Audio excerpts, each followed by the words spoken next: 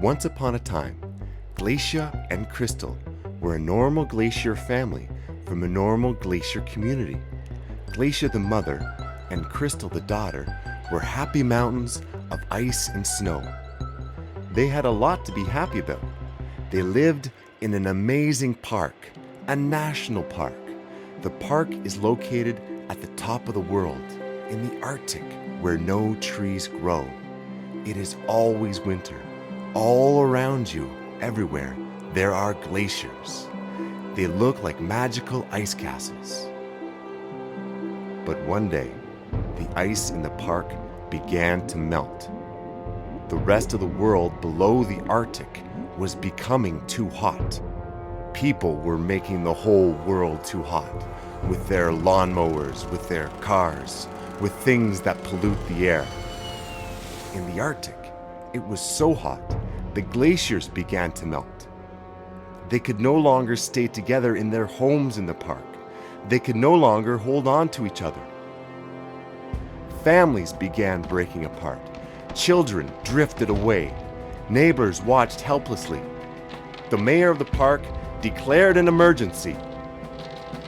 He had big plans to save the community until he too lost his grip and floated helplessly away. Glacia and Crystal soon got sucked into the ocean too. Glacia knew the water that surrounded her was way too warm. She knew she had to find cold water quickly before she and her daughter melted away. The water was dissolving them. Every precious minute, they were losing weight. In the park, they had been big and smooth and shiny, like giant ice castles. Now, they looked more like monstrous mounds of frozen mashed potatoes. Glacia hated her new shape. She saw her reflection and was horrified. Look at me! All those hours working out at the gym on the ice machine, and for what? I'm hideous. I'm a fat old iceberg. No, you're not. Well, thank you, dear. You're a fat old glacier. I used to be a glacier. Now that you and I are floating in the water, we've become what they call icebergs.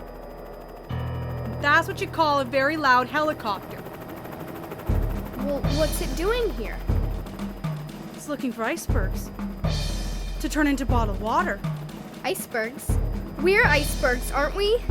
Well, not for long, dear. Not if we don't get out of here. Why? What's going to happen to us? We're gonna be tied up, towed away, and turn into bottled water. Oh no. No, that's not Virginia, is it? Ooh, you mean our neighbor Virginia? Yes, Virginia. She lived in the park 2 ridges over. Do you remember? You used to play with her kids, Chunky and Hardpack. That's not her. It doesn't look a thing like her. Well, it's the rope from the ship. It's cutting off her circulation. She's turning blue. Look what that rope is doing to her. Poor thing, it's squeezing the life out of her. No! Will the second ship have a rope too? What are you talking about? There's only one ship, and it's one ship too many. Now stop, please. Let me think. Never mind. It doesn't matter anyway. I can see for myself. It does have a rope, and it's backing up towards me. I think they want to throw the rope at me. Mom! Realizing there's a second ship, Glacia panics. A sailor on board prepares to launch the rope.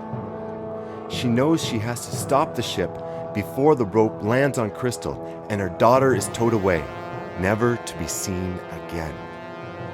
Glacia times herself. Just as a massive wave approaches her, she leans back and lets the wave push her as far back as possible. The wave pushes her underside up against the ship. Her icy underside is so sharp, it acts like a knife. It cuts a huge gash across the side of the ship. Water gushes into the ship. The sailors on board start to scream. The boat starts to sink. The men on board forget about capturing Crystal. They are saving themselves. Thank goodness. The boat's sinking. Are we safe now? There's still another ship, Crystal. It knows where we are, I'm afraid it'll come back for us. And we're still melting in the warm water. That's why we've got to find the cold stream now. And we will. Don't worry. We'll find ice-cold water again. We'll be safe again. We've just got to drift, Crystal. Drift for our lives.